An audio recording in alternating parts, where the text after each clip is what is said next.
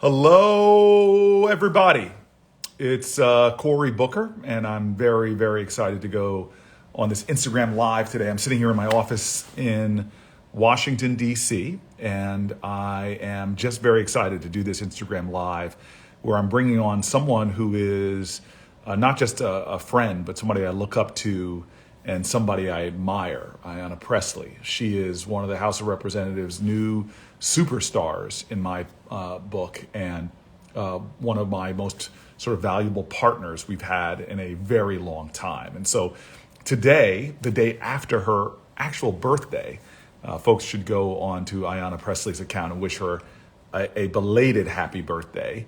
On this day, we're going to talk about what I think is really important, which is how do we create more wealth for more Americans?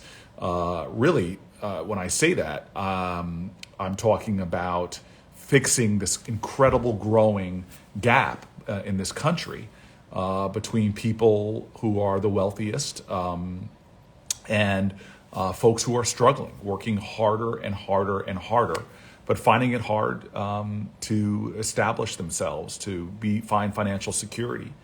And the idea that we're going to be talking about, Ayanna and I, a day after her birthday, is something that is really catching a lot of steam here in the United States, Capitol and Congress. And I'm just really excited to be having a chance to talk about, we're clearly trying to deal with the COVID crisis. We're clearly trying to deal with the challenges that we have with this pandemic, but we cannot stop talking about the income disparities in this nation that are growing so much worse. So today, I'm very excited to start talking about an idea that is growing in momentum. And as soon as Ayanna comes on, I will bring her into this conversation. I'm sitting here looking very closely so I don't miss her. But I am really excited for what this Congress could mean for helping working Americans to really getting a better foothold in financial strength and financial security, and the kind of, frankly, economic justice that we really need. And here is Ayanna. I'm so excited. And we are making the connection across the Capitol as I sit here in the Senate and Ayanna's over there. Hey, Hi. birthday woman. How you doing? I'm good. I hope you're celebrating this whole week. I mean, Aquarius energy all the time. I'm trying to get this I right here. texted you. You can see I'm looking like a boomer. Listen, You can see my face, my mouth. Hold on here. I know what's going on with that. I don't know. Hold on. You're a millennial. Claim that millennialness. Okay. All right. I'm gonna have to hold it. Well, as I texted you yesterday, I rejoice in your birth, but you had nothing to do with that. That was all your mom. What I really rejoice in is how you're living your life, and I celebrate another year of you on this planet. Oh, thank you, brother. I celebrate you all the time. You're walking Black history. And you've been, and we thank you for just your humility and your compassion and your empathy and your intellect. And we're glad we were able to send you some company over there. I have to say, first of all, what we did to get Warnock elected, and Ossoff as well, to give us the majority, that was the work of a lot of people, grassroots, old-fashioned organizing. And I know a lot of folks want to focus on the electeds over here, but I just want to say thank you to everybody who just was involved in giving us an opportunity to pass legislation now that can really make a difference. Yeah. So before I go in, I love the way you lead your life of leadership, which is really about service. And I think the most radical force in humanity, which is about love. And love that people think it's saccharine or something soft. It is tough, it's hard, it's fierce. It is faces the wretchedness of the world and confronts it to make change. And I love the things that you stand up for, because it is a kind of uncompromising force of love. I read this book last year called The Radical King that looked at Martin Luther King. People try to, Cornel West calls it the Santa Clausification of That's right. Martin Luther King. And but really, he stood up. He was a radical, and a person that just believed in the radical force of love. And what I love about your leadership is you look for issues that may not be popular yet, but you stand up and champion things that will make a difference in the lives of people. And this, to create a more beloved community, we have to address poverty. We have to address healthcare. We have to address environmental justice.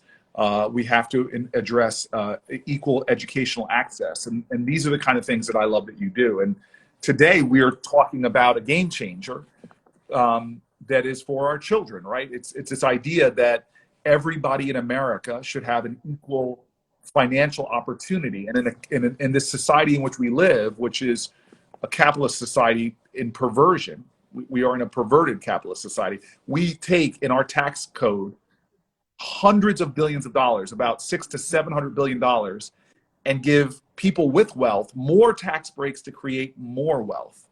And for the people who are struggling, working every day, we don't do anything for them. And so you and I have a bill that is catching momentum over here in the Senate called baby bonds. And that's what we wanted to talk about today.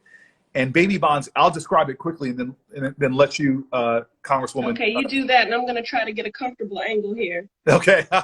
Okay. You are beautiful up close. Your beauty and your strength come through. Not working with you today. All right. Well, I'm going to describe it while you try to find an angle and a position. But for everybody who don't know, is paychecks help you get by. In America, wealth helps you get ahead. And we believe in the richest nation on the planet Earth. Every child born in America should have a interest-bearing account with $1,000, regardless of income, regardless of race. And every year of that child's life, through our tax code, we, like the Earned Income Tax Credit, we would put upwards of $2,000 into that account, depending on the wealth of your parents. And so the wealthiest kids in America, God bless them, they would have very little put into the account. But working class folks, kids in poverty, would have upwards of the maximum put into that account. And because it's interest bearing and because of the power of compound interest, by the time a child is 18, they could have upwards of $50,000 in an interest bearing account.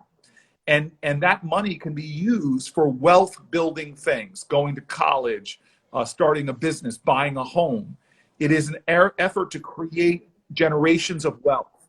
And the powerful thing about this is a lot of the people who've studied our bill is they see that it would have an incredible effect. It would level the economic playing field. It would deeply address the racial wealth gap in America. Because in the United States of America right now, the wealth gap is growing between blacks and whites. This would create a fair playing field in a tremendous way. And so Congresswoman Pressley on the House side and me on the Senate side are reintroducing this bill. And the exciting thing for me is it was lonely when we introduced it the first time, just me. Now we've got 15 senators on it, including Majority Leader Chuck Schumer. So we're gaining traction and momentum. And we hope that with the Biden administration, if they really want to build back better, why not do something that would get rid of the wealth disparities along racial lines, That's right. lines. So that's the bill. Yeah. And when I have a partner like you, I get excited about what we can get done. Well, thank you. Thank you, Senator. And, you started talking about Dr. King, and I take a special, a stakehold representing Boston, which is where he and Coretta first met. And you can't talk about the Reverend Dr. Martin Luther King Jr. and not talk about Coretta Scott King. She was more than his wife. She was more than a widow that picked up the mantle.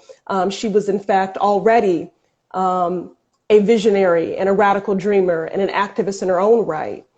And it is because of their union that Dr. King took the position that he did, being against the Vietnam War, affirmed the need for a federal jobs guarantee. So they were a force, and they gave us, in those early chapters of the civil rights movement, which we are still in, it never ended, the blueprint, yes, which is to organize, which is to mobilize, and then to legislate our values. Poverty is not naturally occurring. It is a policy choice. And the disproportionate hurt and harm that has been foisted onto Black Americans, legalized, legislated, and onto other marginalized groups is why we see the inequities, the disparities, the racial injustices, the racial wealth gap that we do. In the city of Boston, which I represent in the Massachusetts 7th, the wealth for a Black family is $8, and that of a white family is $247,000. it is stunning. Stunning. Say that again so people understand.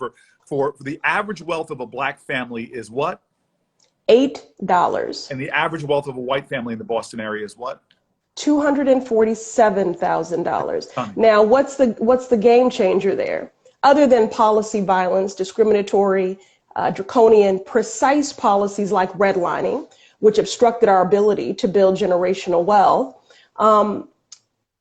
The change, the issue there, the difference in that wealth is home ownership, right? Equity. And we know Black home ownership is the lowest today than it's been since fair housing laws were introduced.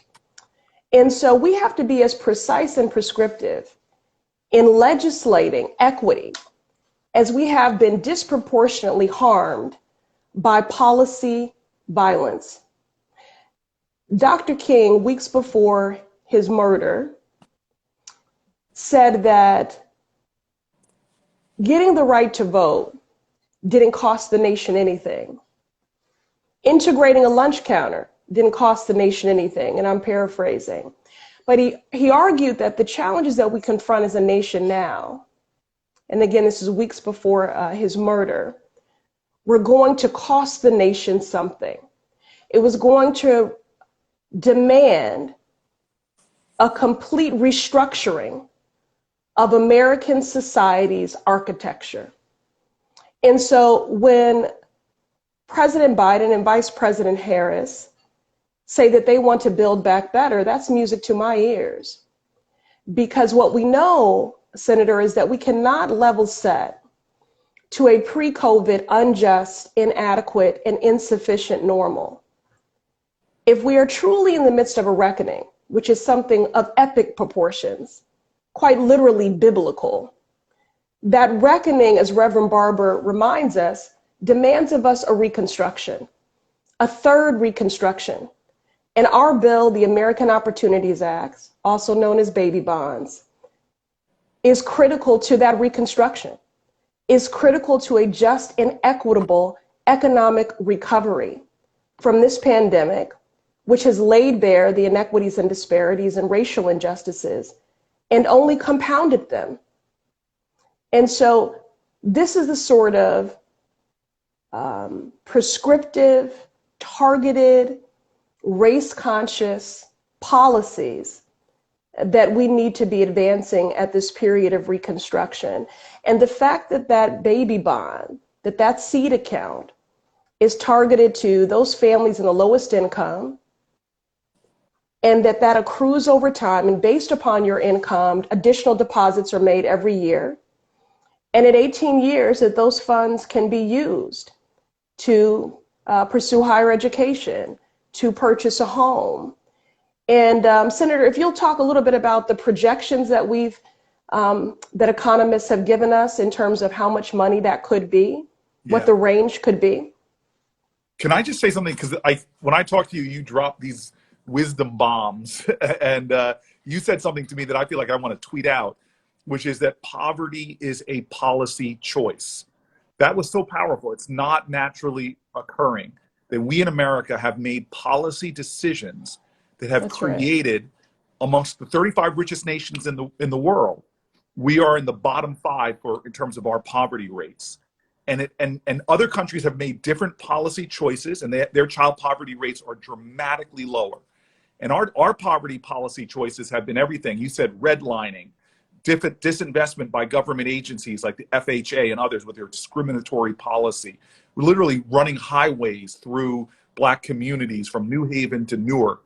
All these policy choices have amounted to a nation, the richest in the world, with some of the highest poverty rates of all the industrial nations. And what we are saying, and I love the way you were terming it about a new reconstruction, we are saying we need to make different policy choices that address the past, doesn't ignore it, that speaks truth to the past and plots a pathway towards prosperity for all.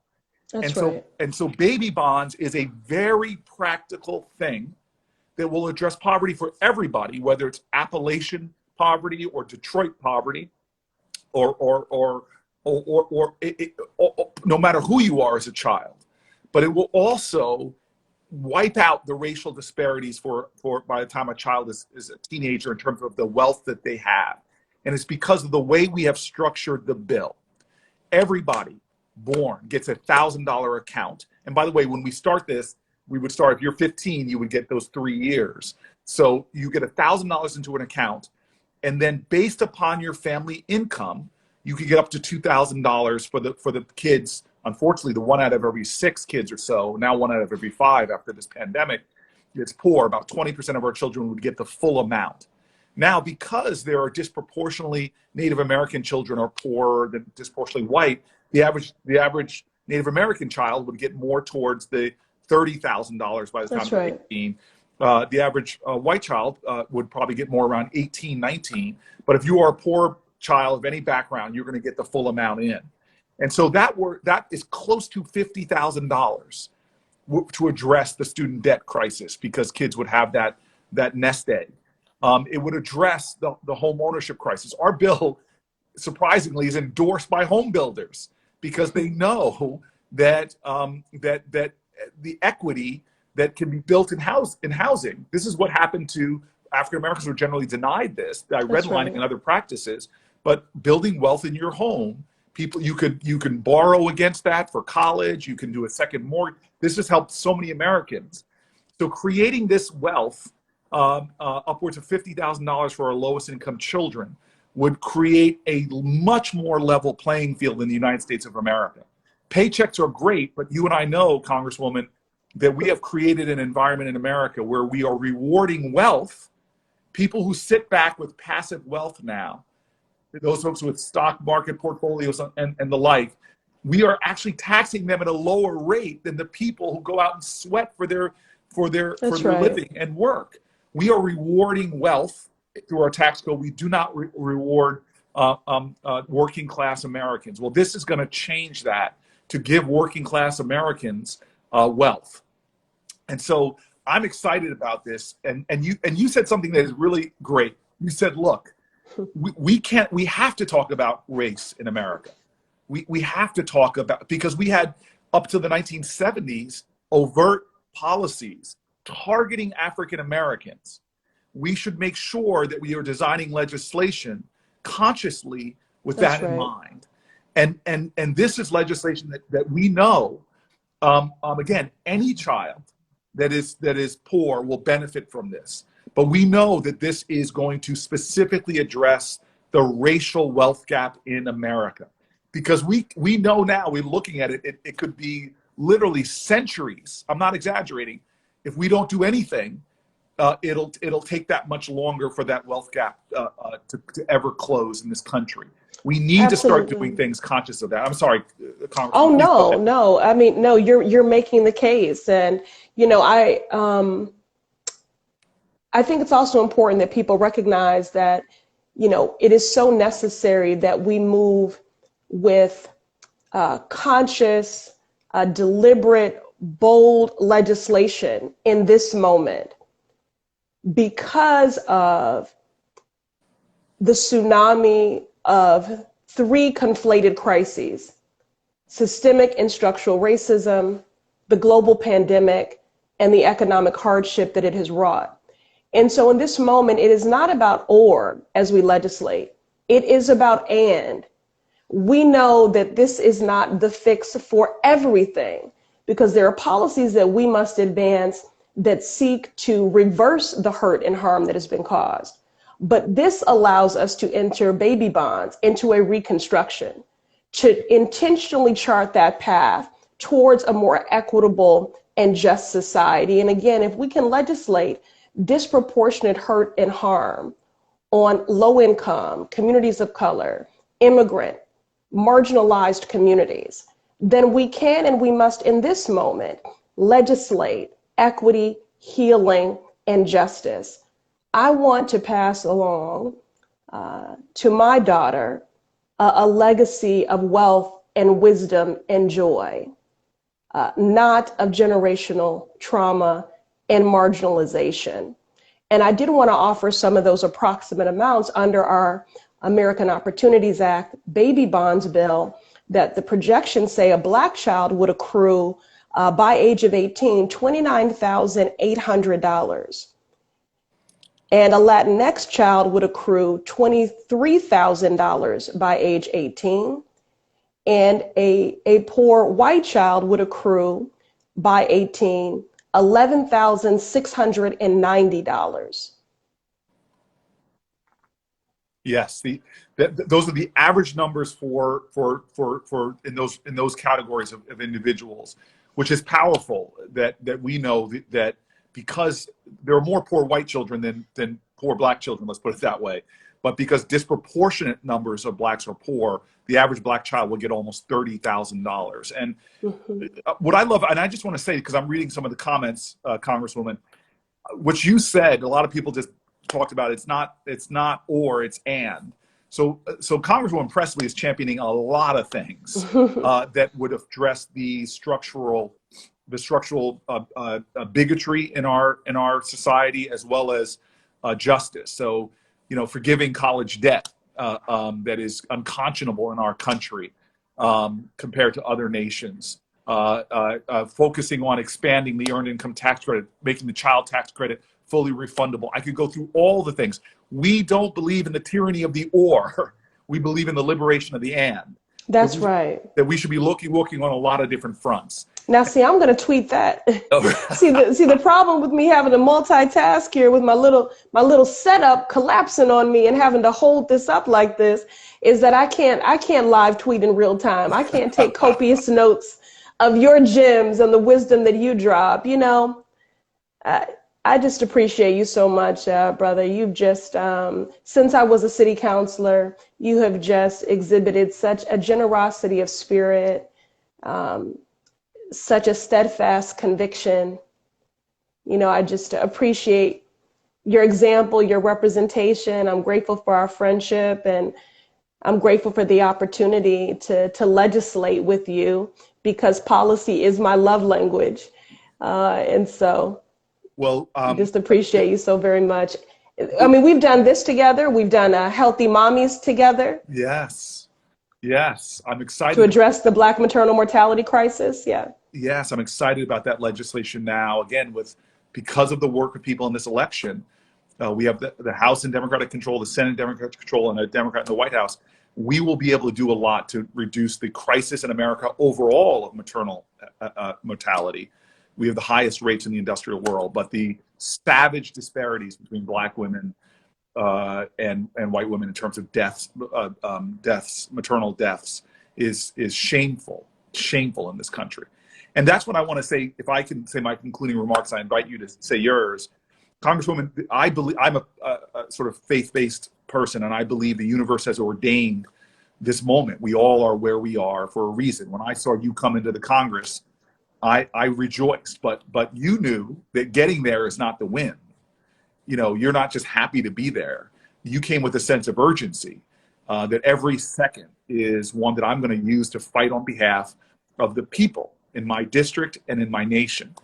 And I just am thankful that you have not been afraid to shake up the comfortable, to shake up the establishment, to fight against the inertia, and just say, for too long in America, this is what I believe your spirit is about, is we have too much tolerance in this country. We tolerate too much poverty. We tolerate too much bigotry. We tolerate too much a sickness, that we have grown comfortable with that which is unjust. And that the threat is not as bad as the rise of white supremacy, and a lot of these things are bad. You remind me of King's writings in the letter at Birmingham jail, where he didn't write that letter to the White Citizens Council. He wrote that letter to the good people who were comfortable with injustices. So you are a person that when it comes to love and compassion, you preach tolerance. But when it comes to injustice, you are one of the most intolerant people I know. And your policy positions are always fighting to get folk woke and to make real change. And so for that, I thank God. I say again, happy birthday. And I'll let you rightfully close Oh this my out. goodness. Have the final word. I can't capstone that. I just, again, it's always good to be in community with you. And I always feel like you take me to church, even without trying. And so, I'm very humbled by those gracious things that you would extend to me, and I extend them right back to you, and would just add that I can do what it is that I do, and be emboldened in doing that work and being disruptive and bold legislatively to, as our vice president would say, to untether us from intersectional legislated systems of marginalization and oppression. I can do that work with boldness to get everyone free, to the equality and justice and liberation for all people, because I have good people like you backing me up, and certainly the people of the Massachusetts 7th. As I've always maintained, the people closest to the pain should be the closest to the power. Amen. Driving and informing the policy making. And I pledge, and we pledge in partnership, to center you in all things. And in this moment, to not moderate our aspirations, to be bold. And that is exactly why we have reintroduced the American Opportunity Act, baby bonds, at this moment of reckoning, again, which is something epic, which requires something that is commiserate in its proportional response, and enters us into a third reconstruction to chart that more equitable and just society. So I thank you for your partnership. Thank all of you for joining us, and we'll do this again, and my setup will cooperate and we can have a more pleasant aesthetic here, but we thank you all, for joining us today. Amen. Amen. Thank you, Congresswoman. I'll see you soon. Bye-bye. Bye-bye now.